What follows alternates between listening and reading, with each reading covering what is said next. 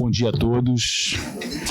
É realmente um prazer poder presidir primeiro painel, depois de uma fala incrível do meu professor, nosso colega, ex-colega, ministro, professor Luiz Roberto Barroso, presidente do Supremo Tribunal Federal, que sempre tanto nos ensina e tanta abertura para conversar e para trazer novas ideias nos traz. Muito obrigado ao Procurador-Geral, Dr. Renan Saad, ao chefe do Sejur, Carlos Edson, pela oportunidade de presidir essa mesa. Muito obrigado aos organizadores, obviamente, mais uma vez, ministro Luiz Roberto Barroso e a minha colega professora, duplamente colega professora e procuradora Patrícia Perrone Campos Melo. Eu vou presidir essa mesa, eu já combinei com a professora Kim, em torno de uma fala de em torno de 25 minutos, estamos um pouco ahead of time, behind schedule, actually. E a gente, portanto, sem mais delongas, eu vou passar a palavra à professora Kim Chappell, que é professora de Sociologia e Assuntos Internacionais da Universidade de Princeton e parte do corpo docente da Faculdade de Direito da Universidade de Pensilvânia. A professora tem PhD em Sociologia pela Universidade de Chicago, especialista em Sociologia do Direito, em pesquisas etnográficas e arquivísticas sobre tribunais e instituições públicas. É um prazer, uma honra e uma alegria ouvir a professora Kim, que já é uma professora cujo trabalho já é bastante lido no Brasil e, para mim, eu tenho certeza que teremos todos muito a aprender. Muito obrigado, professora. Great. Thank you so much, and I'm really honored to be here. You can hear and you can see. There. Okay. Thank you. So today I want to talk a little bit about the idea of sustainable democracy. As many of you know, the democracy is in trouble around the world. If you look at this picture, you'll see blue is democracy, pink and red are variants of autocracy.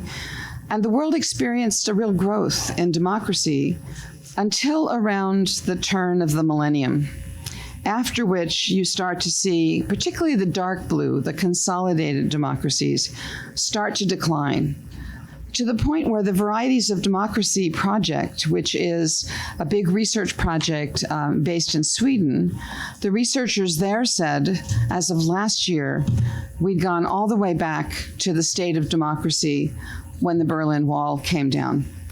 So we're now back to pre-1985 levels. And the question is, which are the countries that are responsible for this? So this is a little chart that shows you an index that the Varieties of Democracy project uses.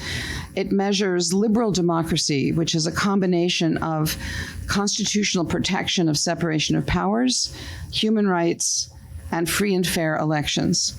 And along the bottom axis, it shows the country's dimension in 2012. And along the vertical axis, it shows that same measure in 2022. The reason for showing you this is that the countries above the line improved during that decade, and the countries below the line did not improve. And the farther from the line you are, the worse or better the change was. Now, of course, this is from 2022. I think Brazil might be a bit closer to the line, has moved up. The US, we thought, moved up, but the US may not be continuing to move up. But it shows you which countries have been largely responsible for these changes. Now, how did these changes happen? Until recently, when democracies died, you knew it, because they usually died by coup. So tanks in the streets, declarations of martial law. There was a kind of clear move off a cliff when democracy failed. This is a chart that shows the simple number of attempted coups in gray and successful coups in red up through about 2016. And that gray shaded area shows you the Cold War, which was when coups, some promoted by the US, some promoted by the Soviet Union, toppled democracies around the world. And since the end of the Cold War, the number of coups has gone down. Now, just in the last couple of years, it's started to go back up again, but this is not the main way democracies fail anymore. So how do they fail? So now democracies die by law. And what do I mean by that? Well, if we look at how constitutional democracies function, they function because each branch of government checks the others, or there are numerous constitutional protections in place to prevent the executive from swallowing all of the power. And the way democracies are dying now, it's that autocratic, aspirational autocrats, I call them, are elected, and they start to attack the basic checks on executive power in their system, and they do so by law. Again, the Varieties of Democracy Project did a recent study in which they showed that 70% of all the major extensions of executive power have been permitted by law, and fully half of those were accomplished. Thank you. I guess I need coffee. That's great. So anyway, half of those changes were accomplished by just reinterpreting existing law rather than even changing law. Okay. So what that means is that it is no longer soldiers in the streets that tell you that democracy is in danger. It's bad lawyers. Okay. So this is why I want to talk to an audience of lawyers and judges, because lawyers and judges can be the evil ones, but lawyers and judges are also on the front lines of protecting democracy. So across a wide variety of countries, it turns out there are similar strategies. And I have to trust you as an audience because I'm about to tell you how the autocrats do it. And one of my fears is that this is like a handbook, okay? So this is not a lesson in how to do this. And I'm afraid many of my former students in Hungary were responsible for things there. So I have to trust you on this, okay? So how do they do it? So there's kind of an autocratic script in place where the first thing that happens is that somebody who wants to be an autocrat wins the first election, usually a free and fair election. If you go back to what election monitors say about the elections in which autocrats come to power, they're almost always perfectly fine elections. So the problem usually is not with the first election. The problem is that when autocrats are elected, they immediately begin to systematically dismantle checks on executive power. And those are going to be different in different countries, so the recipe isn't exactly the same. So one of the first things they try to do is to capture the courts through reforms that either limit judicial powers or that change the appointment process for judges so they can put their own people onto it. They then try to capture or bypass the parliament. I'm going to go over this more slowly with next slides so you don't have to write it all down. And anyone who wants the slides, I'm happy to share. Okay, so then the next thing is to just ensure that their loyalists are in key positions in previously independent offices, but particularly the ones responsible for repression, like prosecutors, tax enforcement, election administration, military and intelligence services. Okay. Then harnessing the media so that the media become a mouthpiece of the government, harassing opposition parties and the civil sector to discourage and distract them. Actually, distraction is a big thing here, where you put up all kinds of fake issues, so the opposition goes and protests fake issues while the systematic dismantlement of checks and balances is happening. And then finally, rewriting the election laws so that the autocrat never has to leave office. Okay, so let me tell you a little bit more about how this works. Okay, so the first thing is that the autocrat has to win an election. And on your left here, you'll see the results of America's most recent election, from which some of us are still in shock. On the right, the election in Turkey. I just put up these two because these elections are often free and fair, but it's very often the case that autocrats take advantage of peculiarities in the local election system. So if you remember, Donald Trump came to power the first time in the US by winning our so-called electoral college vote without winning the popular vote. This time he won both, but very narrowly in the popular vote. Erdogan came to power first in a parliamentary system in which any party to win any seats in the parliament had to win at least 10% of the vote. So behind a lot of these elections are often disproportionalities in the election system somewhere. It's not that common for autocrats to win just a popular vote straight out the first time. So then what happens when the autocrats get into power? So one thing they do is they immediately change the constitution. So this happened in Venezuela when Hugo Chavez came in. That little map at the top shows you in red the number of seats his deputies won in the Constituent Assembly, where he got to design the rules for how to elect the Constituent Assembly. So the new constitution, not surprisingly, reflected the kinds of things he would have wanted. Mr. Correa in Ecuador did the same. Viktor Orban in Hungary won an election in 2010. The little map there shows in orange all the seats his party won. He won 53% of the vote, but the disproportionality in the election rule meant that he won 68% of the seats in the parliament. And so that enabled him to completely amend and, in fact, rewrite the Constitution. Sometimes, though, the constitutional changes happen more gradually. So if you look at what happened in Russia or what happened in Turkey, in both these cases, what you saw were successive waves of major legislative and constitutional changes that gradually, over a decade, concentrated power in the executive. So any one law was not that bad, but if you took them cumulatively over that decade, this is how you wound up getting consolidated power. Of course, in Latin America, what we've seen is the extension of presidential terms of office, which has happened in many Latin American states.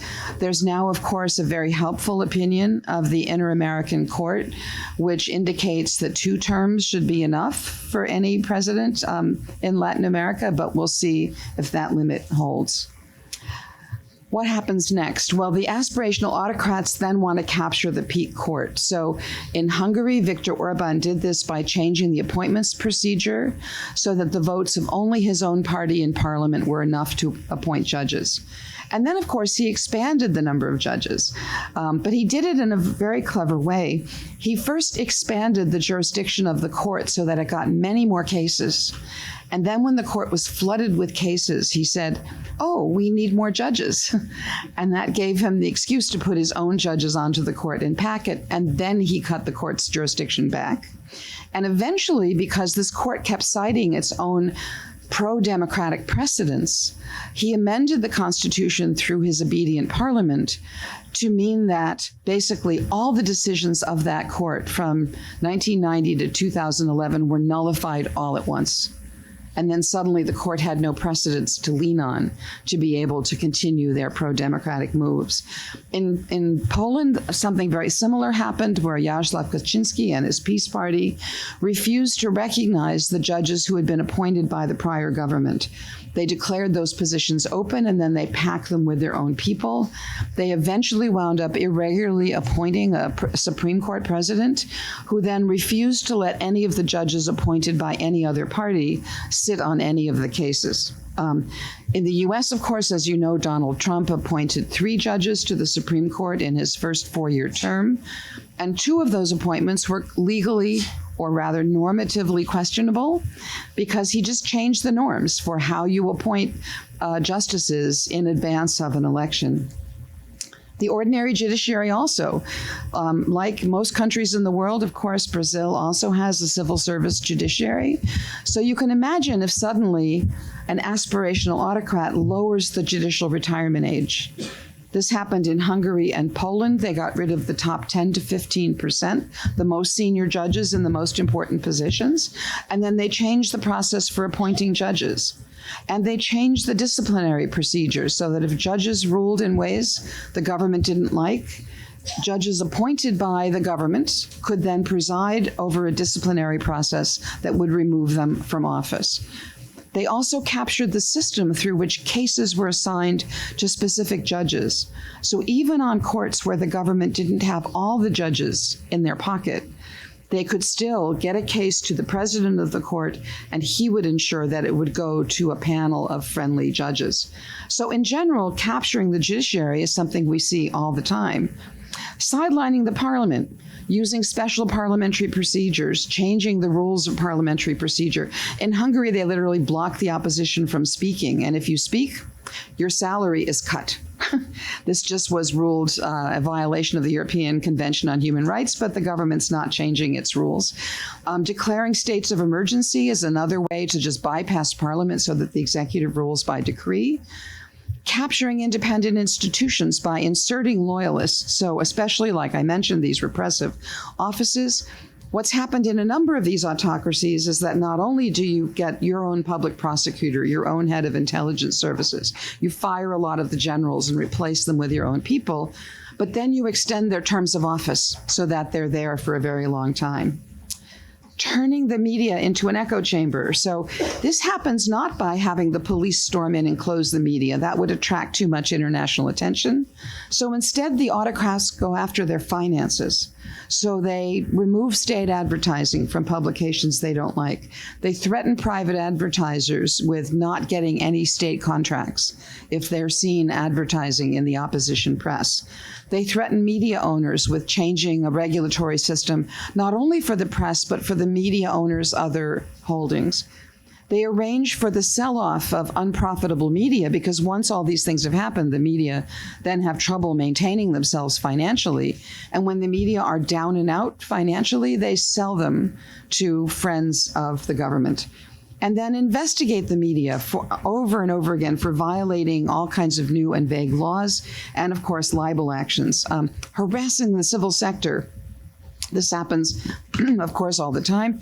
Some governments, what you see on the right, all the countries in orange, are governments that have had scandals with spyware that gets inserted on phones, Pegasus, Candiru, some of these things. And then once the surveillance devices are placed on phones, the next thing you know, there are recorded conversations that make their appearance in social media from some unknown source that are designed to threaten and make look awful various public officials who might challenge the government. All over the world, I'm afraid it started in the US a long time ago, but there are new variants that are worse, which bar foreign funding of the civil sector, certainly of political parties. That seems reasonable, but prohibiting funding of the civil sector means all the international human rights organizations get defunded. Trumped up criminal prosecutions. So there's now one going on in Hungary of the guy who is finally the first challenger who might beat Viktor Orban. He was, I think, lured into a barroom brawl where he punched somebody. And now they're seeking to criminally prosecute him, not for a political crime, but for something he actually did that he shouldn't have done, but probably he was provoked into it. So you get these criminal prosecutions and, again, libel cases. Altering the legal framework for elections. This might be a bit of an inside joke, this cartoon, that we just had American Thanksgiving at which the common dessert is a pumpkin pie. This is a gerrymandered pumpkin pie, just to show you what it means to carve a weird district out of a whole, kind of democratic space. But, how do you alter the election rules? Gerrymandering, tightening the rules for qualification of candidates, creating onerous rules for registration and voting, capturing the election administration, threats against and inducements to voters, and this really is an endless box of tricks, which you now see in autocratic capture. So what happens to democracy? Well, the problem is the leaders who do this are elected, right? And because changing the law after an election is what democratic governments are supposed to do. I'm sure you've heard this here as well. He was elected, and he got his parliament to change the law. So what could be wrong with it? It looks like the exercise of democracy. And so how do they get away with it? And this is where I want to say we need a different conception of democracy. And what sustainable democracy is not just about who won the last election. It's about who wins the next election and the election after that. This requires a constitutional infrastructure. This is what autocrats, aim to undermine. And so Democrats, especially lawyers and judges, have to work to restore those preconditions, not just so the last person elected gets their way, but so that power can rotate in the future. And so lawyers and judges have this special role. This is where you see all over the world lawyers and judges caving into the autocrat. And they go along. They go along to get along. Often there are great rewards for doing so. And you challenge these people at your peril. But lawyers and judges are the ones who are really best positioned to defend constitutionalism in a time of crisis by challenging these anti-constitutional arguments, by educating the public about what real democracy means, and by holding power to account. So law, democracy can be destroyed by law, but democracy can also be rebuilt by law. And again, lawyers have a crucial role. So what I've been arguing for is what I call asymmetric rupture. And asymmetric rupture basically argues that what you do to restore democracy may be different than what may be permitted to break democracy, or rather, if the autocrats did something to break democracy, then perhaps you, the Democrats, may be justified in also breaking things to fix it. Now, let me explain a little bit what that means. One of the problems, here's a couple of examples. So packing a court to make it independent of political branches is a very different matter than packing a court to make it dependent. So even if you have the same action, it will have a different effect. And you have to justify the different effect in terms of this sustainable democracy. Changing election rules to make voting more universal and more equal may require the same methods to put these rules in place, but it is different than changing the election rules to enable voter suppression. And changing the law to increase protection of human rights, media freedom, fair trials, impartial prosecution, and evidence-based regulation is different than changing the law to break those things. So in other words, even if an opposition manages to win an election and they come into power and it looks like they're running the same script, you have to say it's not just the same thing to do it again, right? And in this regard, international law can be helpful. One of the great things about being here is that the Inter-American Court of Human Rights is way out ahead of this in specifying, for example, term limits for executives, the requirements of judicial independence, a bit on election administration, and of course, your own court. I must say, Americans were really jealous when your court disqualified your aspirational autocrat, because our court didn't have the strength to do that. Everyone's asking me, how did they do that? So I need all your secrets. But anyway, all of this just means that international law also can back up national courts. And if autocracy becomes entrenched, particularly if the courts are captured, political scientists have shown over and over again that only early mass pushback is really effective. And so in spring 2023, Israelis, this was before the massacre, went to the streets to protest judicial takeover. Ecuadorians rejected the constitutional amendment that would have given Correa an extra term in office. Romanians and Poles have gone to the streets. Just a couple days ago, the Romanian Constitutional Court nullified the first round of the Romanian election because of election interference and also cyber attacks on the election polls. So again, if you still have courts that can do this, that would be the best line of attack. But if you don't, then going to the streets. But all citizens have a lot of work to do to defend this, because what we're seeing is, as we say, the threat is coming from inside the house, right? It's people coming up through the domestic political systems and elected in free and fair elections who are doing this.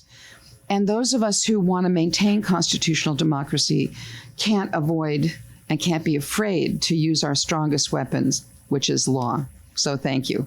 I think that's 20 minutes, right?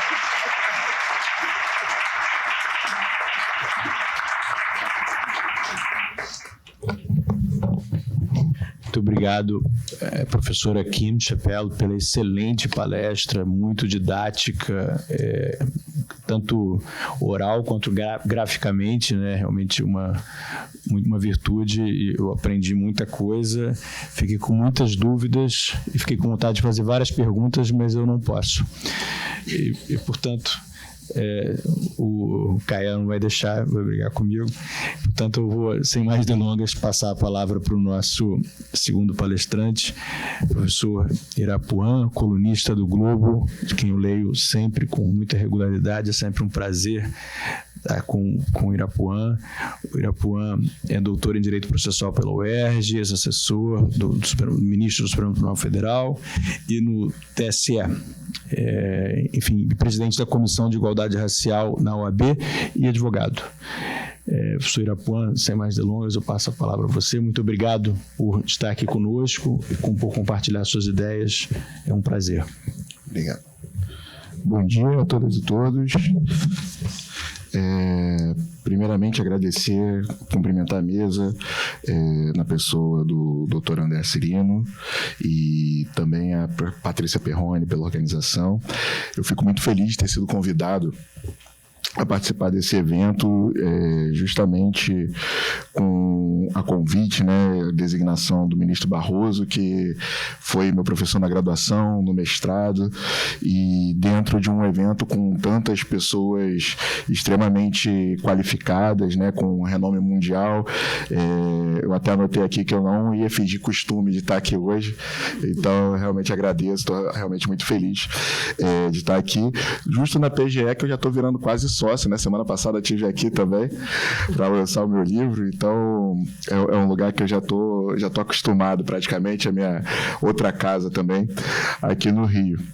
E dentro disso tudo, que foi falado, eu vou fazer só uma complementação, enfim, falar um pouco mais de Brasil especificamente.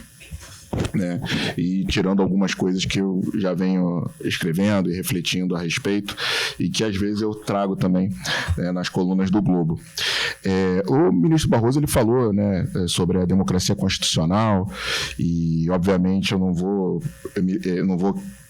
colocar aqui para complementar nada, mas a questão que eu acho que é importante, assim, como tema central aqui, como fio condutor da nossa conversa, é que a democracia liberal, a democracia constitucional, ela vem justamente para fazer com que o Estado ele se limite frente à liberdade e aos direitos fundamentais das pessoas.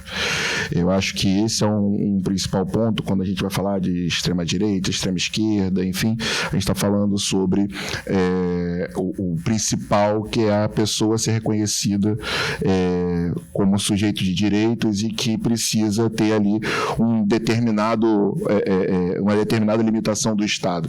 E é a partir daí que a gente vai ter, por exemplo, a questão do processo. Vou jogar rapidamente para a minha área, que o processo ele é justamente essa ideia de que você precisa responder a regras previamente estabelecidas para interferir no patrimônio jurídico da pessoa. E é justamente essa ideia da legitimação da atuação do Estado através do respeito ao processo. E a partir daí, quando a gente vai falar especificamente nas regras democráticas e tudo, a gente vai falar um pouquinho também sobre eleições e esse cenário atual que a gente está no Brasil. Isso também passa pela questão da nossa Constituição. Ela é uma Constituição que promete muito. Tem até uma entrevista do ministro Barroso que ele fala que ela promete muito, ela promete, só não traz o amor em 3 dias, o restante faz tudo. E o problema é que o Estado brasileiro ele não entrega, e aí você vem o descontentamento. Tem até uma palestra interessante do Dr. Felipe Derble, que está aqui, ele fez a palestra aqui na PGE sobre isso, Derble, eu achei super interessante, porque quando você promete muito e você não entrega, você começa a ter um descolamento, um descontentamento entre a população e a classe política. E a partir daí a gente precisa pensar em reconfiguração dessas relações entre Estado, sociedade, pessoas, iniciativa privada, terceiro setor e tudo mais.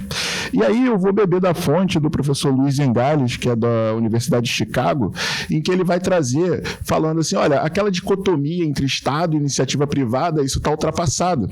Na verdade, todo mundo tem que andar de mãos dadas. E o Estado ele precisa fazer uma regulação do ambiente para que a iniciativa privada possa realmente produzir, ter a liberdade para fazer essas coisas e, a partir daí, você ter, né, um crescimento social e tudo mais.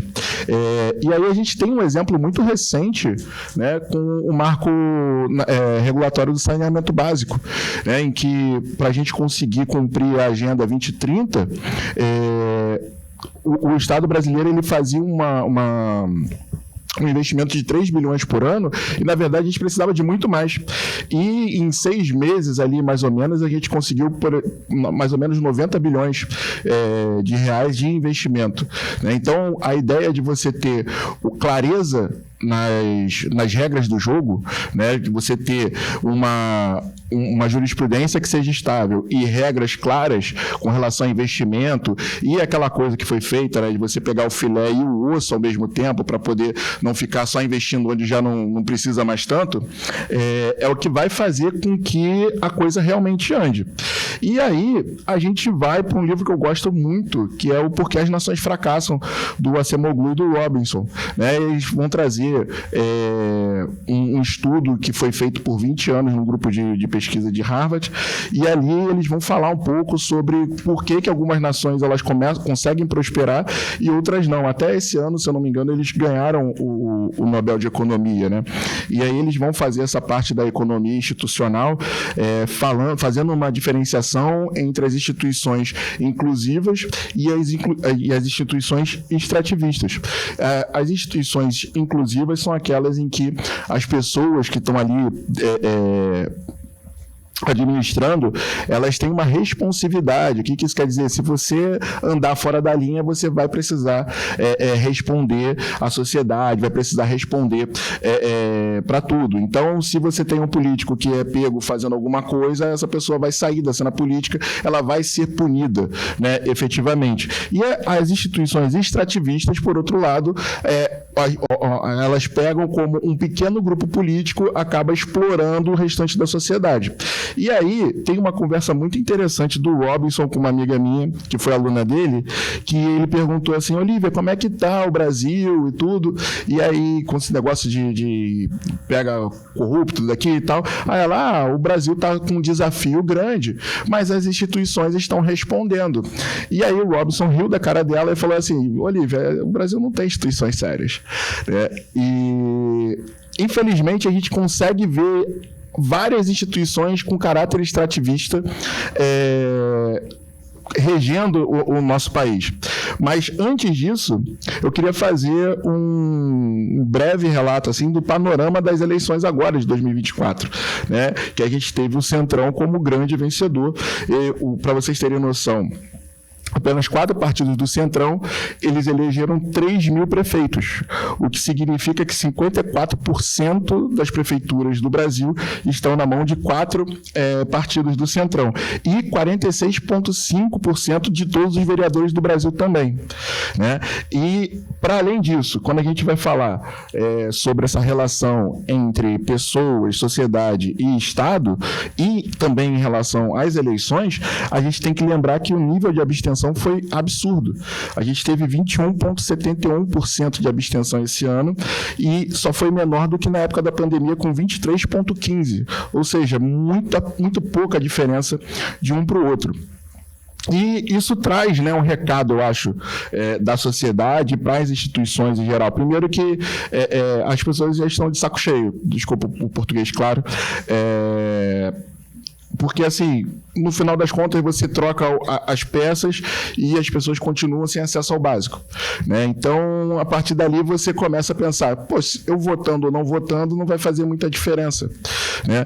Em São Paulo, inclusive, o nível de brancos, nulos e abstenções ganhou do segundo colocado, né? Então, esse é o panorama que a gente tem que estar lidando. Justamente a gente precisa pensar num novo modelo em que as pessoas comecem a entender que o voto delas ou que a participação delas vai fazer realmente uma diferença na mudança do Brasil que a gente quer, né? Então, eu acho que isso aqui é importante. E aí, quando a gente vai ver, por exemplo, a questão de esquerda e direita, a gente vai falar do Brasil polarizado, aquela coisa toda, as eleições desse ano elas foram feitas basicamente com injeção de dinheiro público, né? E aí você tem o Centrão com o fundo eleitoral e as emendas. Tem uma pesquisa que eu acho que é muito, muito interessante, eu até troquei aqui o que eu ia falar mais ou menos, mas enfim, é uma pesquisa que foi muito interessante em relação a isso, ainda em 2023, se eu não me engano, do Estadão, que mostra que o Centrão ele ganha justamente nas cidades de até 10 mil habitantes, porque o prefeito ele é amigo do deputado federal X que manda o dinheiro por emenda parlamentar e consegue construir a quadra de esportes do local, que aí faz a reforma do hospital, aquela coisa toda.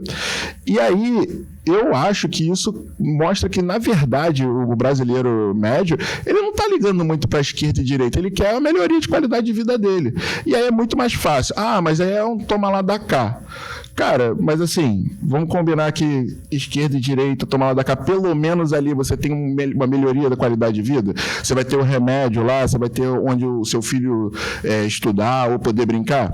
Então, o Centrão conseguiu ler bem o que acontece e esses incentivos que estão rolando, né? E a partir daí, também para eu fundamentar aqui essa questão de esquerda e direita, tem uma pesquisa de 2017 da Fundação Perseu Abramo, que ele vai olhar para a periferia e vai perguntar como é que a periferia olha a política. E a primeira conclusão deles é justamente essa. Tem coisas que eles são mais à esquerda, tem coisas que eles são mais à direita.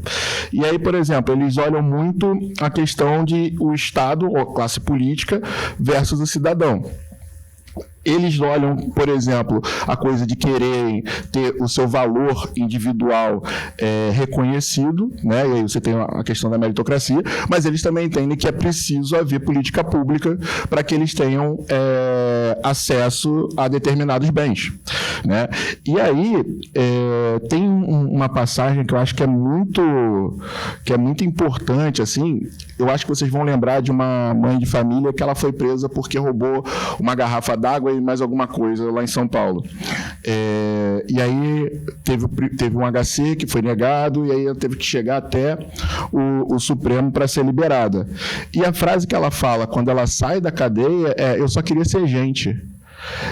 Eu acho que isso é muito forte, porque no final das contas, aqui a gente está falando de democracia e regime que vai conseguir fazer com que o Brasil ande, tudo, só que quando a gente vai falar na prática, dos eventos práticos disso, a gente está falando desse tipo de coisa. As pessoas ainda não têm o reconhecimento de que são pessoas, né? E a partir daí que eu acho que é importante a gente tentar olhar para isso de uma maneira mais adequada, uma maneira mais prática realmente, né? E aí eu jogo de volta para essa coisa do que aconteceu com o Centrão, e você tem esse jogo. Ainda que você não tenha uma vontade legítima de ajudar as pessoas, no final das contas é o que está acontecendo, sabe? E aí a gente precisa pensar em como fazer com que isso fique mais qualificado, por assim dizer. E uma outra coisa que eu acho que é importante também é que a gente está falando muito em democracia como se fosse um conceito unificado, e ele não é.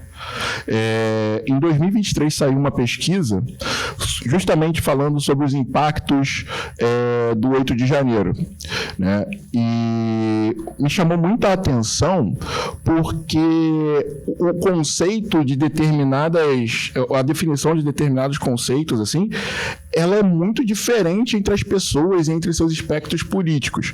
Por exemplo, você vai ter ali que 75,8% das pessoas discordam do que aconteceu no 8 de janeiro. E aí, 30 e poucos %, eu não consegui anotar, entendem que o Lula não teve mais votos que o Bolsonaro. Mas eu acho que tem um outro dado que me chamou muito mais atenção, que 36,8% entendem que seria importante haver uma intervenção militar para resguardar o resultado das urnas. Ou seja, seria democrático uma intervenção militar pontual. E aí 9% dessa galera toda aqui que acha que deveria ser mantido. Mas vejam só, o que a gente está tratando aqui. se a gente for falar em intervenção militar, eu acho que boa parte do auditório vai falar assim, não, isso aqui não é democracia de jeito nenhum. Uma boa parte das pessoas no Brasil acha que sim. Né? A gente também, quando a gente vai discutir as coisas, a gente tem que entender, ou pelo menos trazer um consenso sobre que aspecto da democracia a gente está falando, que aspecto das eleições que a gente está falando, ou o que é extrema esquerda, extrema direita, porque muitas vezes fica aquela conversa de maluco. Eu falo uma coisa, você fala outra, tá todo mundo achando que está certo, e no final das contas, às vezes, vocês estão discordando, falando a mesma coisa, sabe? E eu acho que esses dados são importantes, né? Eu sempre olho muito para essas coisas, porque quando a gente vai discutir, a gente tem que entender mais ou menos o quadro, né? Qual é a fotografia nossa em relação a isso tudo. Então, é muito importante que a gente olhe, né, para saber, olha, beleza, o que a pessoa pobre, a gente está querendo reduzir a pobreza, o que a pessoa pobre realmente precisa, o que ela realmente pensa, como é que a gente consegue, e aí até de ponto de vista das eleições, agora quando teve nos Estados Unidos, as pessoas falaram, poxa, a gente não conseguiu trazer as pessoas para o campo democrático, né? Ficou com Trump. O que a gente precisa fazer para trazer essas pessoas de volta, né? Que tipo de discurso está afastando as pessoas seja do liberalismo, da esquerda ou qualquer outra coisa, né? Eu acho que esse é o ponto quando a gente está falando aqui da parte acadêmica. Mas na prática, o que a população quer é mudança do dia a dia, né? E aí você pega, por exemplo, em São Paulo, o aumento do roubo e do furto, né? E aí o Tarcísio, no início do ano, falava que as câmeras de farda não interferiam em nada. Aí, só que já tinham muitos dados falando o contrário, que na época que as câmeras de farda estavam sendo implantadas, que estava tendo um investimento maciço em cima disso, os flagrantes aumentavam, a violência contra os policiais também diminuía, né? A violência dos policiais também ia diminuindo. Então é importante a gente sempre ter isso em mente, né? E, enfim, para justamente a gente não perder essa coisa. E aí a gente está falando aqui de, o trabalhador a gente está falando aqui da pessoa que sai de casa às 6 horas da manhã e volta para casa às 10 horas da noite. Ela não tem tempo de ficar pensando se é direita ou esquerda, se Adam Smith falou alguma coisa ou Marx falou outra. Ela está pensando no dia seguinte. Tem um livro que é muito interessante que fala sobre a teoria de você sempre está faltando alguma coisa. O seu cérebro, ele funciona de uma maneira diferente. Você não tem a coisa de ficar planejando muito para frente se você tem que pensar na comida do jantar, né? Então, o padrão, o parâmetro que a gente tem que pensar, ele tem que pensar de uma maneira diferente, né? Então, eu acho que faz sentido a gente estar aqui hoje falando sobre democracia, mas a gente tem que explicar ou tentar entender sobre qual perspectiva que a gente está falando. Se a gente está falando da questão eleitoral, a gente tem que entender exatamente isso, e aí hoje eu estou aqui falando sobre isso tudo e sobre a parte também institucional. E aí, voltando para a parte institucional, eu queria trazer um exemplo, né, de instituição extrativista que a gente teve esse ano com a emenda constitucional da anistia, né? Em 2020, a gente conseguiu entrar com uma consulta eleitoral. Na verdade, a consulta eleitoral foi de 2019. 2020, no TSE, a gente ganhou, falando que era necessário haver distribuição proporcional das verbas eleitorais para as candidaturas negras, considerando que candidatos brancos ganhavam ganhava o dobro de verba eleitoral de candidaturas negras, e a gente está falando aqui de discriminação racial com dinheiro público, né? Então a gente está falando aqui que o dinheiro público está diminuindo as chances das pessoas negras ingressarem tanto no Congresso, mas nos cargos políticos em geral. E aí isso vai 2020 para o TSE. 2020 ainda, o Supremo ele decide que já valia para aquele ano, e aí primeiro a gente tem uma emenda constitucional de 117 em 2023 para anistiar, falando assim, olha, a gente não conseguiu cumprir o que foi determinado, então ninguém vai ser punido por conta disso. Aí esse ano, de novo, por conta de 2022. Então, se em 2020 não deu para fazer, 2022 também não deu para fazer, e aí eles vão e fazem. Para além de dizer, olha, a gente não conseguiu fazer e ninguém vai ser punido, eles diminuem a interpretação que foi dada pelo Supremo, né, colocando um piso ali de 30%. Se você coloca um piso, é óbvio que se você não colocou quando era antes, que hoje, por exemplo, ia ser 52%, né, foram 52% de candidaturas negras, aí você baixa para 30%, o impacto disso foi de R$1 bilhão. Né? E aí, a gente está falando aqui de uma situação típica de instituição extrativista, onde uma pequena quantidade de pessoas, ela é submetida a uma determinada regra, ela não cumpre esta regra e depois ela muda a regra para que ela possa se adaptar àquilo ali. Isso é justamente o contrário da democracia. A gente está falando aqui, né, o ministro Barroso falou do Estado de Direito, da submissão das regras. Se você não gostou da regra, você muda. Esse é o nosso Estado hoje em dia. A gente tem uma elite política que, se não gostou de uma interpretação XYZ, se não foi legal, ela vai lá e muda e pronto. Né? Então você tem uma violação à regra e uma impunidade. A gente está falando aqui de uma constitucionalização da impunidade.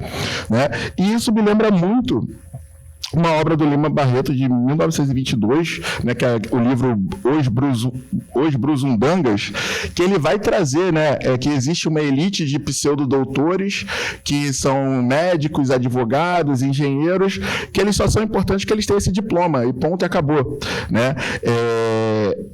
E isso eu acho que é o recado que eu queria trazer hoje aqui. Né? Eu acho que é super importante a gente falar realmente de democracia, né? A gente precisa realmente olhar, não são só essas questões que eu trouxe aqui hoje que vão circundar e que vão influenciar a democracia, mas eu acho que antes disso a gente precisa também dar um passo atrás e olhar para a República. O Brasil nunca teve República.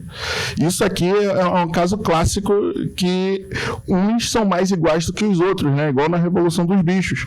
Porque, no final das contas, o pessoal que sempre se perpetua no poder, eles vão contorcer, aí o pessoal falou aqui erosão democrática e tal, eles contorcem o sistema para se manter no sistema, né? E aí a gente vai falar sobre democracia e tudo mais, que a gente está vendo aqui esse jogo que aconteceu, mas no final das contas é sempre a mesma coisa, sempre a classe política dominante lá, que vai fazer com que eles continuem com a maior parte do dinheiro, eles continuam dando as cartas do Brasil e as pessoas pobres continuam sempre mais pobres. Tem uma tese de doutorado do professor Rafael Osório, da UNB, em que ele mostra que para uma pessoa sair dos 10% mais pobres da população e passar para metade da população, demora 9 gerações. E aí, se você for pegar hoje o mapa do Brasil socioeconômico, você vai ver que dos 56% da população que são negros, 75% dos 10% mais pobres são negros e 37% dos mais ricos são negros. Se você tem essa falta de mobilidade social, é justamente para manter o status quo. E aí a gente vê a cada dia fazendo esse tipo de modificação para que essa coisa se mantenha. Eu acredito que essa parte do patrimonialismo, do familismo, ela é muito mais nociva para a democracia e para o Brasil do que se a gente for falar também sobre questões de eleição e tudo mais. Então, eu queria trazer isso hoje, assim, mostrar, né, por esses dados todos, por essas questões que a gente tem passado por isso, a gente está vivendo isso ainda hoje em dia e que a gente realmente precisa atentar para isso e tentar modificar isso, tentar pensar em formas de combater esse tipo de coisa, esse tipo de violência institucional que acontece contra a nossa sociedade. Muito obrigado.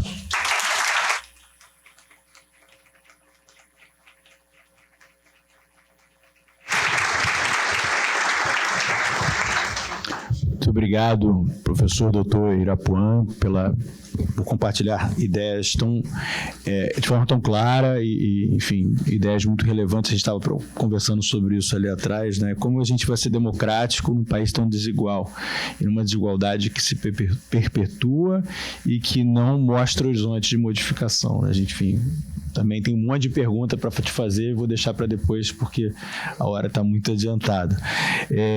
Então, sem mais delongas, eu vou passar a palavra para a doutora Flávia Carvalho. A doutora Flávia é juíza de Direito do Tribunal de Justiça do Estado de São Paulo, juíza auxiliar no Supremo Tribunal Federal, ocupando o cargo hoje de juíza ouvidora. A doutora Flávia é doutora em Filosofia e Teoria Geral do Direito pela USP, e ela tem um fellowship na Columbia Humans Leadership Network, da Columbia University. Muito obrigado, doutora Flávia, por vir aqui na Procuradoria, compartilhar suas ideias. Será um prazer te ouvir. Obrigada. Bom dia a todos e a todas. Eu já me antecipo em dizer que preparei uma fala de 15 minutos, porque eu vejo que as pessoas começaram a ficar com muita fome. Então, são 15 minutos, no máximo 18. Eu gostaria de cumprimentar a professora Patrícia Perrone e, na pessoa de quem eu saúdo, as demais autoridades e participantes desse evento, e na pessoa de quem eu também agradeço o convite para participar dessa mesa. Eu vou fazer a minha autodescrição. Eu sou uma mulher negra, da pele preta, tenho cabelos crespos cortados bem curtos, a moda não tenho tempo para pentear, uso óculos. Mulheres gastam muito tempo dedicado com cabelo e roupa, né? Eu sou incapaz de ver amanhã o meu colega Irapuan e dizer se ele estava com esse terno ou não. Mas se eu estiver num evento amanhã com essa mesma roupa, todas as pessoas vão reparar que eu estou com essa mesma roupa. Então, nós, mulheres, precisamos nos dar conta disso e começarmos a ser mais despachadas com essas questões. Meu cabelo é uma delas. Assim, eu fico com bem mais tempo para falar. Então, eu sou uma mulher negra, da pele preta, dos cabelos crespos bem curtos, o óculos preto, um vestido azul com um lencinho aqui por causa do ar, que nem está tão gelado, e falo aqui fora do microfone para facilitar, para identificar a minha localização. E eu fui convidada para falar sobre o tema da democracia, mas, na verdade, o que eu vou fazer aqui hoje é contar histórias por meio de uma técnica que eu chamo de jurisvivência. E como uma mulher preta e pobre, então eu tenho os marcadores de gênero, de raça e de classe social, que veio da periferia, e tendo me tornado juíza de direito, hoje ocupando a função de primeira juíza ouvidora do Supremo Tribunal Federal, eu posso dizer que eu sou uma autêntica forasteira de dentro. Ou, de acordo com o que Patrícia Hill Collins costuma nominar, uma outsider within no Poder Judiciário. E jurisvivência é a lente analítica que eu desenvolvi para pensar o direito e o sistema de justiça a partir desse lugar, do lugar de uma mulher preta e pobre. A jurisvivência que eu quero contar para vocês é sobre democracia, eu não vou fugir do tema, mas sobre um tipo especial de democracia, que é a chamada democracia racial. Porque, assim como nunca houve mocinhas indefesas que precisavam ser salvas por príncipes encantados, a democracia racial também não passa de uma história mal contada sobre uma suposta convivência pacífica entre as 3 raças que fundaram o nosso país. E do mesmo modo que a fake news sobre mulheres adormecidas aguardando salvação foi tão disseminada no nosso imaginário que acabou fazendo com que nós, mulheres, tivéssemos não apenas que beijar, mas também engolir muitos sapos, o mito da democracia racial, repetido por anos seguidos, causou e ainda causa muitos danos à nossa sociedade. De acordo com esse mito da democracia racial, cuja autoria é atribuída a Gilberto Freire, o Brasil seria o país onde pessoas brancas, negras e indígenas conviveriam harmonicamente, apesar da escravização de corpos negros e do genocídio dos povos indígenas que atravessam a nossa história. Essa narrativa ficcional, porque não tem amparo na realidade, serviu para romantizar a violência influência do processo de colonização. Mas a história que a história não conta é mais ou menos assim.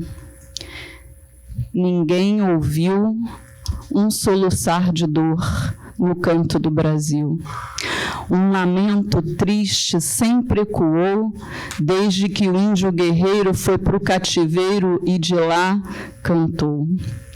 Negro entoou um canto de revolta pelos ares do quilombo dos Palmares, onde se refugiou. Fora a luta dos inconfidentes pela quebra das correntes, nada adiantou. E de guerra em paz, de paz em guerra, todo o povo dessa terra, quando pode cantar, canta é de dor. O mito da democracia racial, em que pese ser fantasioso, produziu resultados bem concretos, na medida em que contribuiu para a negação do racismo e das desigualdades por ele produzidas. E nós não conseguiremos seguir em frente se não resolvermos as questões que estão no nosso passado, ainda não resolvidas. E para pensar essas questões e as desigualdades que o racismo produz na nossa sociedade, eu gostaria de contar a seguinte jurisvivência. Era janeiro, depois de um ano seco, quando ele deixou o Nordeste com destino a São Paulo. Buscava a sobrevivência sua e dos seus. Desempregado, não conseguia mais garantir o pão de cada dia. Pela necessidade, aceitou o convite de um conhecido para tentar a sorte como caseiro em uma chácara do interior de São Paulo. Com passagem só de ida, colocou na mala poucos pertences e muitas lembranças. Partiu. Disseram que aquele era um ônibus-leito, mas não dava jeito de leitar.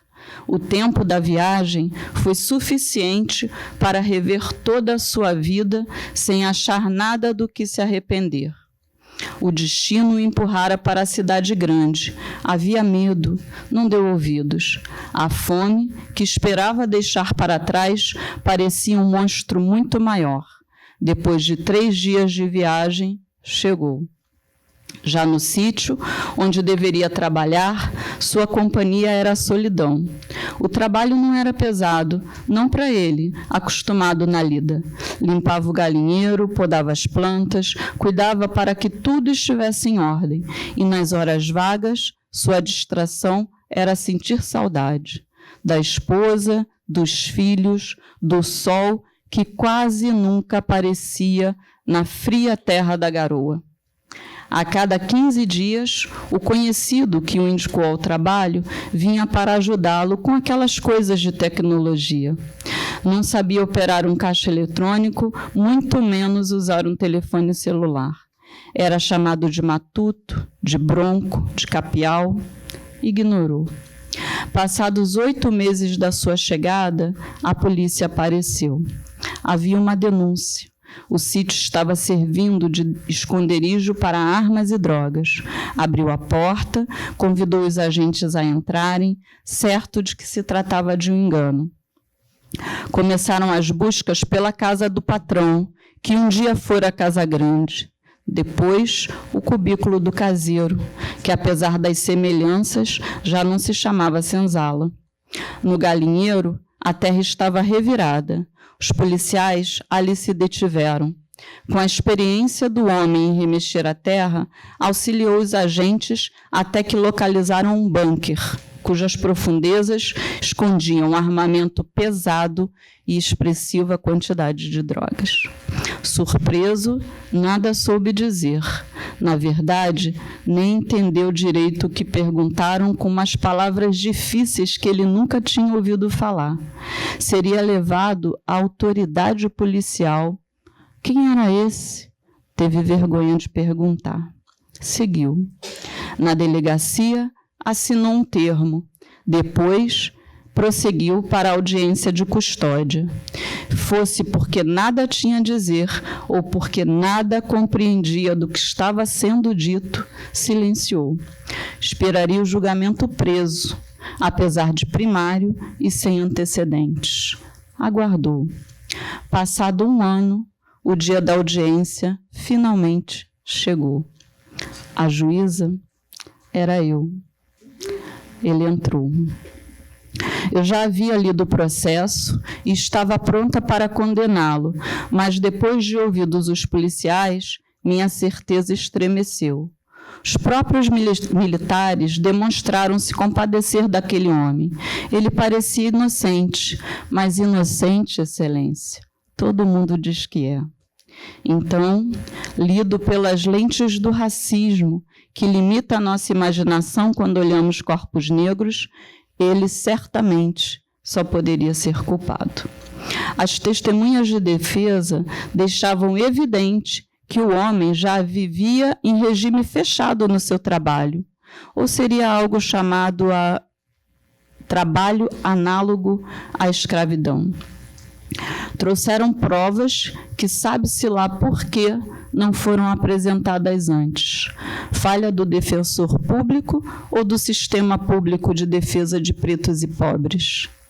Iniciei o interrogatório, tendo diante de mim um senhor negro, da pele curtida de sol, das mãos calejadas pela dureza da vida, de cabelos grisalhos para além da idade, dos olhos apertados e repletos de dor. Disse ser de família pobre, mas de gente honesta e trabalhadora, do tipo que nunca fez nada de errado. Contou ter criado 4 filhos com muito sacrifício, nada equivalente ao que agora experimentava na prisão. Perguntado sobre o seu trabalho, revelou ter feito tijolo, cortado cana, trabalhado na roça, até se tornar pedreiro, com muito orgulho. Mas a falta de oportunidade em sua terra natal fez com que enfrentasse o medo da grande São Paulo. Disse ter carteira de trabalho que podia provar. De fato, eu mesma contei 27 anos ininterruptos de trabalho formal, além do que ele dizia não estar registrado por ter começado quando ainda era criança. Seu patrão, dono do sítio, estava satisfeito com o que vinha fazendo. O salário era transferido pelo amigo para a sua família, já que ele não sabia mexer naquela máquina do banco. Temia nunca mais rever os seus. Naquele momento, tocado talvez pelas lembranças do passado ou pela ausência de um futuro, seus olhos marejaram. Mas quando confrontado com um termo de declaração assinado na delegacia que provava a sua participação no crime, ele finalmente confessou. Confessou que não sabia ler, assim como quase 12 milhões de pessoas no Brasil, algo em torno de 7% da nossa população. Pessoas que, assim como ele, são, na sua maioria, negras.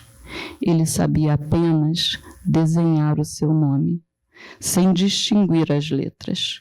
Era o modo de tentar disfarçar o fato de nunca ter tido acesso a uma escola. Tinha vergonha de ser analfabeto. Encerrado o interrogatório, decidi colocá-lo em liberdade, ainda sob protestos da acusação. Procurei palavras simples para dizer àquele homem que iria soltá-lo, mas que ele ainda não estava livre. Ele me ouviu e se comprometeu a esperar. Não fugiu. Depois do recurso, a resposta definitiva do tribunal. O homem foi considerado inocente. Estava livre, mas não sem marcas. Sua alma fora tão açoitada quanto o corpo dos seus ancestrais. O homem voltou para casa, deitou a cabeça no travesseiro e dormiu em paz. Eu, não. Com essa jurisvivência, fruto da minha experiência vivida como uma forasteira de dentro que ocupa uma cadeira de poder no judiciário, eu as convoco a refletirem sobre de que outras maneiras essa história poderia ser reescrita se nós já tivéssemos tido a coragem de enfrentar as mazelas que a escravização de corpos negros e o genocídio de povos indígenas trouxeram para o nosso país. país e se estivéssemos todos e todas verdadeiramente dedicados a combater as nossas desigualdades. Democracia implica a existência de pessoas livres e substancialmente iguais. Por isso, eu encerro com o Samba da Mangueira do Carnaval de 1988, quando completamos 100 anos da Lei Áurea, aquela que pôs fim à escravidão formal no Brasil. E esse samba diz assim: será que já raiou a liberdade ou se foi tudo ilusão? Será que a Lei Áurea tão sonhada, há tanto tempo assinada, não foi o fim da escravidão? Hoje, dentro da realidade, onde está a liberdade? Onde está que ninguém viu? Moço, não se esqueça que o negro também construiu as riquezas do nosso Brasil. Que nós possamos fazer do Brasil uma verdadeira democracia, onde todas as pessoas sejam livres e iguais, como determina a nossa Constituição. 15 minutos. Muito obrigada.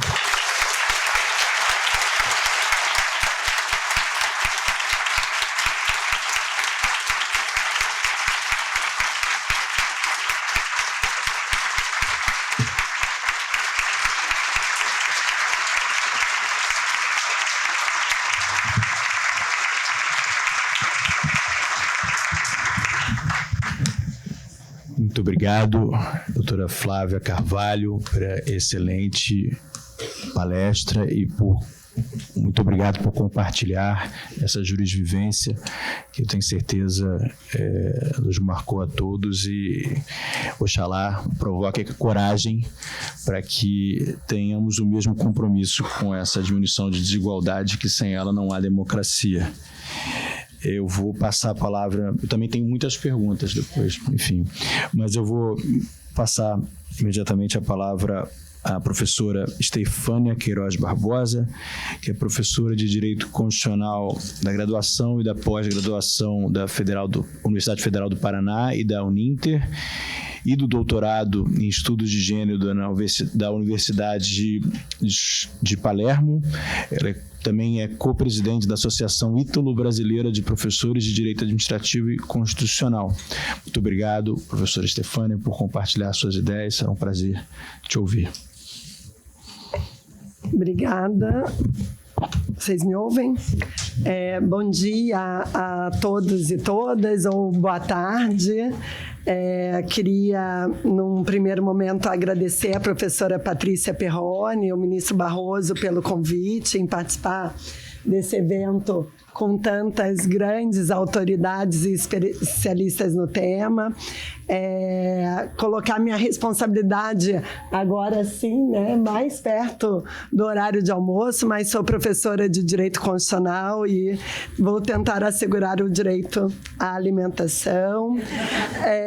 A minha responsabilidade também fica maior depois da fala do ministro Barroso, dos professores da mesa. A professora Schepelli é uma das grandes autoridades e referências bibliográficas sobre erosão democrática. É a partir de seus textos que comecei a estudar o tema da erosão democrática em 2017, achando que era só um tema de direito constitucional comparado. Não imaginava o que estava por vir nos anos seguintes, no caso brasileiro. Então, não falarei tão bela como a doutora Flávia, né? Talvez uma fala um pouquinho mais dura dentro do tema da erosão democrática que a gente passou nos últimos anos, né? Uma das questões que a gente precisa pensar, né? A professora Schepelli trouxe os dados do VIDEM, do Freedoms House, o Instituto IDEA também traz vários dados. Quero dizer que o VIDEM agora faz o relatório também em português, então a gente não precisa fazer a leitura nem em inglês nem em espanhol, agora temos o de 2024 na língua portuguesa. Mas a gente tem, nos últimos anos, vivenciado um descrédito da democracia, né? As pesquisas mostram, tanto no Brasil como na América Latina e ao redor do mundo, o não apoio à democracia. E essa insatisfação, ela vem muito da nossa desigualdade. E isso já era apontado pelo Juan Lins na década de 90, quando ele analisa a transição democrática da América Latina. O Brasil já era um dos países que tinha o maior apoio à ditadura e que tinha a maior desigualdade social. E a gente não consegue, nesses 30 e poucos anos de Constituição, sair do problema da desigualdade. E isso também é trazido pelo Francis Fukuyama, o mesmo Francis Fukuyama que fala do fim da história, e que acredita ali na década de 90 que todos os países passariam para democracias liberais. Ele começa a analisar a recessão democrática e num dos seus textos de 2015, no Journal of Democracy, ele vai apontar que a desigualdade, a ineficiência dos estados para garantir direitos sociais básicos é uma das causas da recessão democrática, lógico. São várias causas, né? A gente tem os líderes populistas, mas a gente tem esse como um dos elementos da recessão democrática. E nos últimos anos, esses dados ficam alarmantes, né? A gente tem hoje a população mundial, né? Vive mais em países autocráticos. A gente tem 5,7 bilhões de pessoas vivendo em autocracias, né? E isso é um aumento. Isso significa 71% da população mundial. Há 10 anos atrás, a gente tinha 48% da população mundial. As autocracias eleitorais têm o maior número de pessoas, 44% da população mundial. 29% vive em democracias liberais ou eleitorais. Israel cai da categoria de democracia liberal pela primeira vez em mais de 50 anos. Esses institutos de análise de democracia, eles vão analisando vários quesitos. O Brasil, em 2021, era o país com maior nível de autocratização na América Latina. Ele inverte. Nesse último relatório, o Brasil melhora os índices da América Latina, porque, afinal, nós temos 214 milhões, alguma coisa próximo disso. Então, a gente já reverte, né, já volta à democracia eleitoral, ainda não democracia liberal, mas a gente já volta com os novos dados. Para falar mais sobre crise democrática nos últimos anos, é pensar o que seria a nossa democracia, né? A gente pode pensar na democracia e talvez dos elementos mais importantes são liberdade e igualdade, como foi a brilhante palestra da doutora Flávia, mas o constitucionalismo ele é feito, e a nossa democracia é feita de instituições, e há todo um desenho de separação e contenção de poderes dentro da nossa Constituição. Para além da separação clássica de poderes entre executivo, legislativo e judiciário, a separação territorial de poder com o federalismo, a gente também tem vários órgãos na Constituição dotados de autonomia constitucional. Então, A gente pode falar das universidades, né, o que faz parte das instituições de conhecimento, como a professora Vicky Jackson tem artigos interessantíssimos, onde ela trabalha a importância das instituições de conhecimento nas democracias constitucionais, dotadas, portanto, de autonomia, universidades, imprensa, órgãos de pesquisa, censos,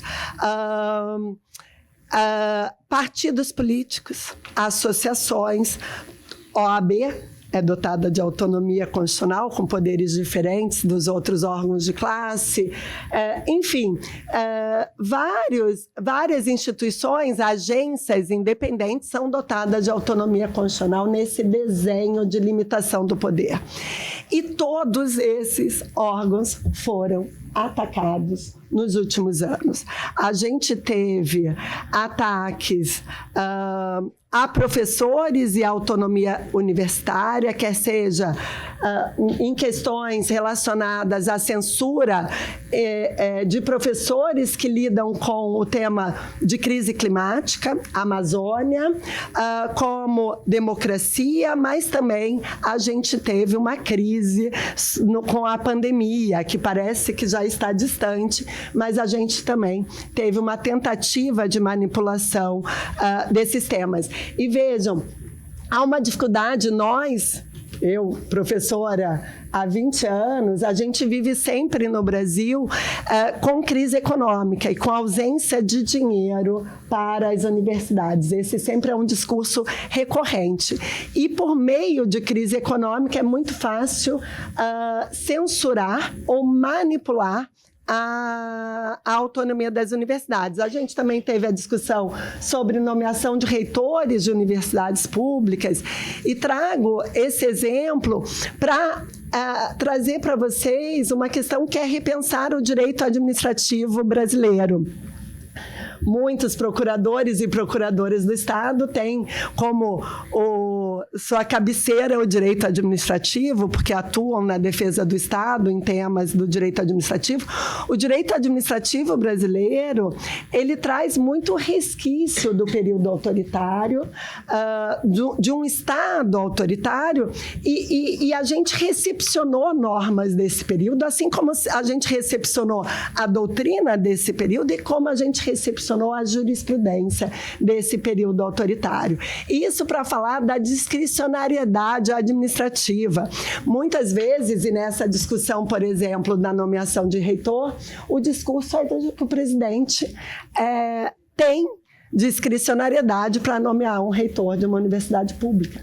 Mas isso não tem qualquer sentido, a não ser que seja um ato meramente homologatório dentro dessa estrutura constitucional de garantias de autonomia à universidade. A gente teve ataques a cientistas e censura de órgãos de pesquisa, o ICMBio, por exemplo. Isso é um modo de censura de dados. A gente teve ainda a suspensão do censo no ano de 2021, se eu não me engano. Então, esses dados, eles são necessários como uma accountability do poder político. E a censura a dados também é uma forma de censura. Ataques ao poder judiciário. A professora Chapelle trouxe os dados dos líderes autoritários e da sua cartilha. Na verdade, eles seguem uma cartilha autoritária e um dos primeiros passos é atacar o poder judiciário, é tentar desacreditar ministros, juízes. E vejam, muitas vezes a gente tem juízes, desembargadoras em tribunais que atacam o Supremo Tribunal Federal, como se isso não refletisse na sua jurisdição, como se isso não refletisse na população que não aceita, eventualmente, um habeas corpus de um juiz de uma cidade do interior em relação ao prefeito, como se em todo momento você pudesse ter a população fiscalizando e sendo violenta em relação ao poder Poder Judiciário, e a gente teve o episódio mais recente da bomba na frente do Supremo Tribunal Federal, né? Mas episódios de violência que começam com discursos de ódio contra tribunais e ministros, mas que chegam à realidade prática. Mas podemos ter outros tipos de cooptação mais sutis, com mudança de idade de aposentadoria. Uma hora a gente aprova a PEC da bengala, outra hora a gente reduz de novo a aposentadoria, e assim a gente tenta manipular. Talvez pensar que uma forma de proteção das Cortes Constitucionais e do Supremo Tribunal Federal sejam as decisões colegiadas. Não só porque a decisão colegiada retira que cada ministro esteja exposto a essa violência, não é o ministro Barroso ou o ministro Alexandre de Moraes ou o Fachin que decidiu A ou B, mas o Supremo Tribunal Federal, mas também em caso de cooptação ou de nomeação de novos ministros que tenham algum tipo de aliança autoritária, você consegue neutralizar em decisões colegiadas, né? É mais difícil que você tenha uma cooptação de toda a corte. Nós tivemos também ataques à integridade do processo eleitoral nos últimos anos, e isso leva a um descrédito da democracia. O Tribunal Superior Eleitoral fez um belíssimo trabalho e tem feito nos últimos anos, mas também esteve sob ataque, e isso é uma estratégia compartilhada também entre líderes autoritários, que leva à invasão do Capitólio em 6 de janeiro de 2021 e leva à invasão dos 3 poderes da República em 8 de janeiro de 2023. E isso é bastante grave, embora a gente ainda ouvia, não sei se depois dos relatórios da Polícia Federal alguém ainda tem coragem de fazer discurso de anistia, de que é muito pesado, porque coitadinho, porque, na verdade, não é uma invasão de prédios públicos, isso é simbólico, atentar contra os 3 poderes estruturais da nossa democracia. Ainda com as informações que a gente tem mais recente, isso fazia parte, sim, de um projeto de golpe de Estado. A gente ainda prefere golpes gentis, professora Schepelli, né? A professora Schepelli usa vários termos que ela mexe com as palavras, como democraturas ou frank states. A erosão democrática mais gentil ainda dá tempo de reação da sociedade. Os golpes militares, os golpes de força, de tomada de poder, já tornam mais difíceis, porque depois do golpe a gente não sabe em que momento seria possível restabelecer a democracia de novo, até porque isso pode levar à violência e é imprevisível, né, o que a não democracia levaria. A gente teve ataques à liberdade de expressão e à imprensa, ataques a jornalistas mulheres. As mulheres jornalistas sofrem muito mais violência, assim como as mulheres que estão nos espaços de poder, que estão na política. E essa violência de gênero na política e nos espaços públicos, inclusive teve, a Unesco chegou a fazer uma campanha de proteção das mulheres jornalistas, mas isso é uma forma de censura em relação às mulheres, uma forma de retirar as mulheres e calar suas vozes no espaço público, porque se a política é para ser o espaço de não violência, né? Mas se a política traz esse espaço de violência, muitas mulheres saem da política. Então, a gente tem uma violência com o uso da desinformação, o ambiente digital é extremamente violento. Para além disso, a gente tem o movimento do neoconservadorismo. E o neoconservadorismo não está no espaço democrático. assim como a ultradireita também não está no espaço democrático. A gente tem que estar atento para quem é o direita e a esquerda está no espaço democrático. A ultra, não. Então, a própria direita, nos últimos anos, os partidos de direita flertaram abertamente com a ultradireita para aniquilar os opositores políticos. Mas a ultradireita, ela não quer jogar as regras do jogo, né? Então, depois que assume, é mais difícil de retirar do poder. Mas o uso da religião como antagônica ao projeto constitucional. E tem um texto do professor Ray Herschel, que começa com competing orders, ordens que competem entre si, que ele vai falar da competição entre a ordem constitucional e a ordem religiosa. Como o ministro Barroso falou, o constitucionalismo liberal, esse nosso projeto de democracia constitucional, ele ganha no século XX, mas o projeto político da religião ganhou em todos os outros séculos. E as constituições laicas precisam lidar com esse espaço da religião nos espaços de poder político. O neoconservadorismo, ele vem antagônico ao projeto de proteção de direitos humanos, quer seja na questão racial, na questão de gênero, na questão da diversidade sexual, enfim, anti-aborto, antifeminista, anticasamento gay, junto com militarização armamentista e tudo junto e misturado nesse projeto. A gente teve o uso da Lei de Segurança Nacional contra críticos de presidentes, esse ataque a opositores políticos. Outro ponto bastante alarmante foi a presença de militares em cargos no governo federal. De 2018 para 2020, a gente triplicou o número, tinha 2.700 membros das Forças Armadas em cargos civis no Executivo, e em 2020 esse número saltou para 6.100 cargos, né, ocupados por militares no governo civil.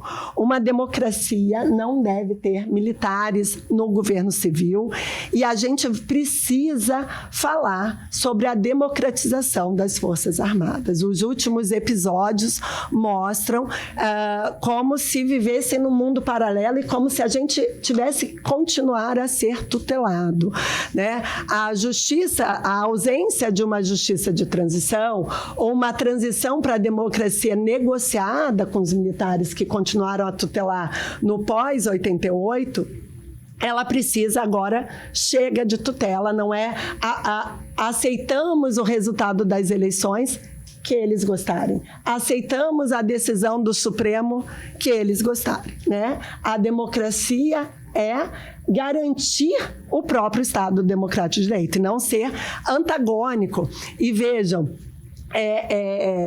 uma questão que a gente precisa pensar, a gente teve a emenda constitucional de reeleição, mas a gente não teve uma mudança estrutural da Constituição, porque o presidente que se candidata à reeleição, ele continua chefe das Forças Armadas, tanto aqui quanto nos Estados Unidos. E quando a gente tem presidentes que não aceitam o resultado das eleições, eles continuam chefe das forças reais, né? Isso precisava ser repensado, como em outros cargos eletivos, em que, para se candidatar à reeleição, você precisa se retirar do cargo, ou não sei como a gente pensar, mas esse é um tema que a gente precisa pensar enquanto a gente tem estabilidade democrática.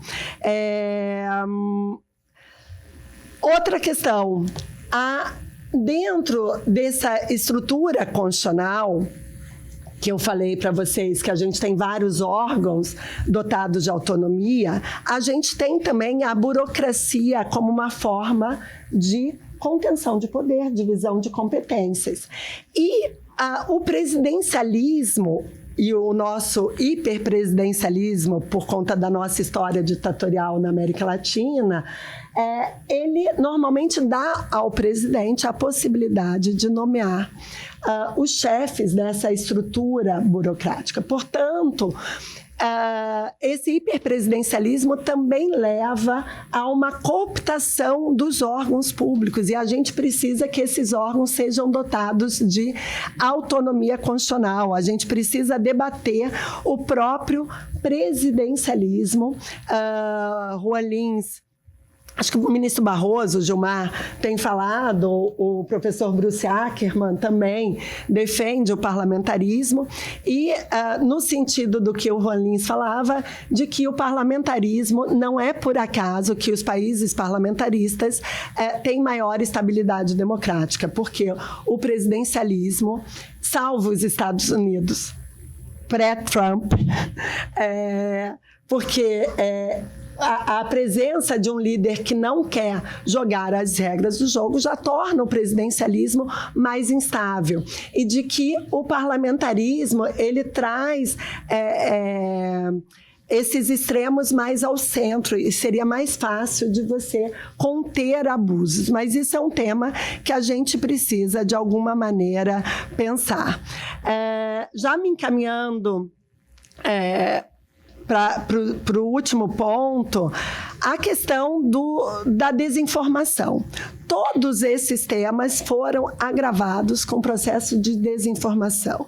Então, se a tecnologia é boa, se o uso da inteligência artificial permite, inclusive, que a gente faça tradução no Google Tradutor, use o ChatGPT para traduções e a língua portuguesa se torne um pouquinho mais fácil, né? Ou a gente poder ler qualquer artigo em língua estrangeira, a gente tem, né, quando o doutor Irapuã fala que tem pessoas pessoas invadiram a Praça dos Três Poderes para defender liberdade e democracia.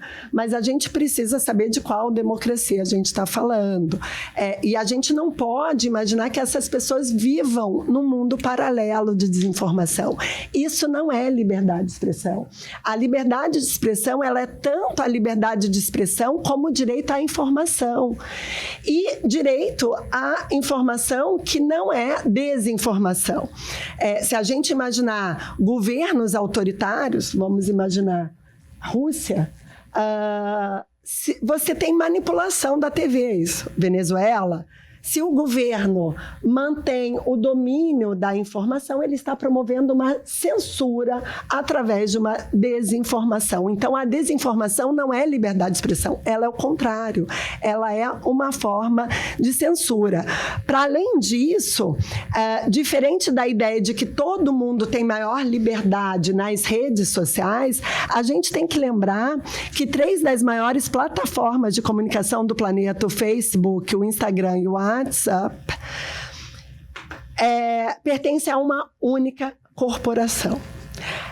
Para além disso, corporações privadas, né, que manipulam os algoritmos com intuitos econômicos e com intuitos também antidemocráticos, vide-se o Telegram e o Google, quando se manifestaram contra a PL das fake news, sem a gente saber se foi a diretoria do Google, se foi o velho da van, se foi um governo estrangeiro. A gente não sabe se aquilo foi pago ou não foi pago. A gente não sabe se a mensagem que o Telegram se manifestou para se colocar contra o próprio a autonomia legislativa do Brasil vinha de algum órgão estrangeiro, de algum poder político estrangeiro, enfim.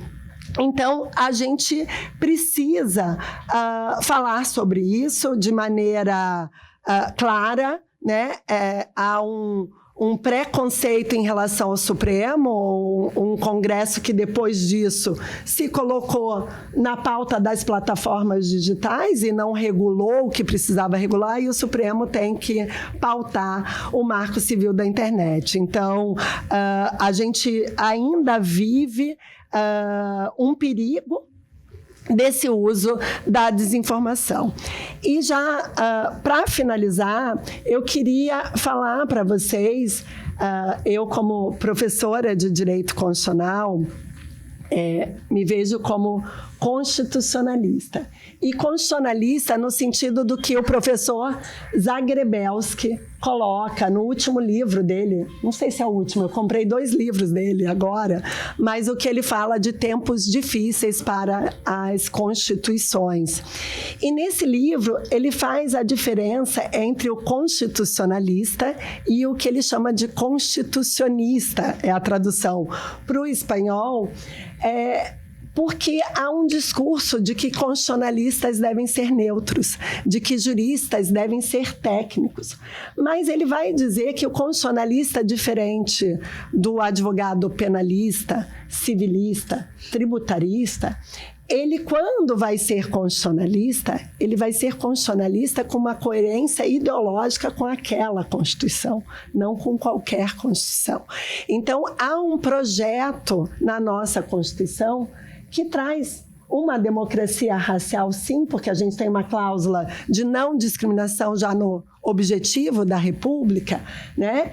Que fala de igualdade de gênero, que fala da erradicação da pobreza. É uma democracia substantiva que dá poderes à Suprema Corte importantes, inclusive para que proteja o processo eleitoral, porque ministros do Supremo Tribunal têm, pelo poder constituinte, proteção. Então, não há neutralidade para dizer que qualquer projeto basta. Projetos antagônicos à Constituição não são apenas inconstitucionais, eles são anticonstitucionais. Então, sou constitucionalista nessa Constituição, né? Que venhamos aderir a essa Constituição, porque precisamos da alma da Constituição, precisamos proteger a alma da Constituição. Não se trata de normas técnicas, é a Constituição, a democracia e os direitos humanos que garantem que nós vivamos em paz social. Obrigada.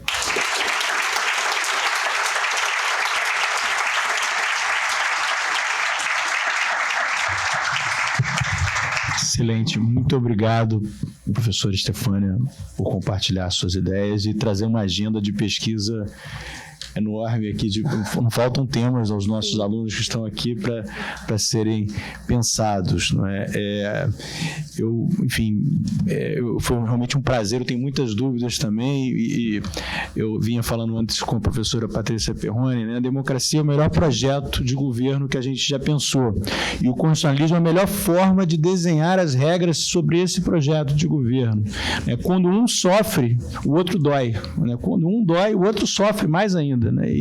E, de certa forma, o fracasso de um, né, assim, é o fracasso do outro, e eles estão de tal profundidade, tão profundamente, né, imbricados, que eu fico angustiado, né, essa é a minha palavra, assim, de pensar assim, que a gente precisa acertar para que a gente volte ao momento em que não seja possível discutir qualquer projeto sem arrastar pé dessas premissas, né? A gente voltou ao básico aqui, né? Como que a gente pode discutir, voltar a discutir isso, né? E o nosso papel aqui dos advogados, né? Nós advogados e nós burocracia, nós administração pública temos um papel nisso fundamental, nós professores temos um papel nisso fundamental. Também me vejo como um constitucionalista, embora seja administrativista, né? Desse jeito que o professor Zagrebelski fala.